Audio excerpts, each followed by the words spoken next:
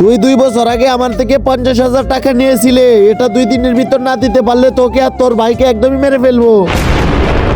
কথাগুলো যেন মনে থাকে। ভাইয়া,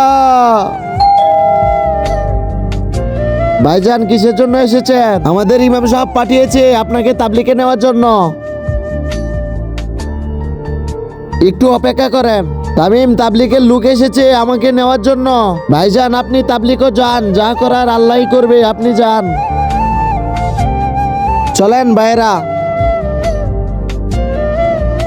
তামিম, আমি তাবলিগে যাওয়ার পর ওই লোকগুলো এসেছিল টাকার জন্য। আরে ভাইজান আপনি কি বলেন? আপনি যেদিন গিয়েছিলেন ওই দিনই তো টাকা পরিশোধ করে গিয়েছিলেন। কি আমি পরিশোধ করেছি?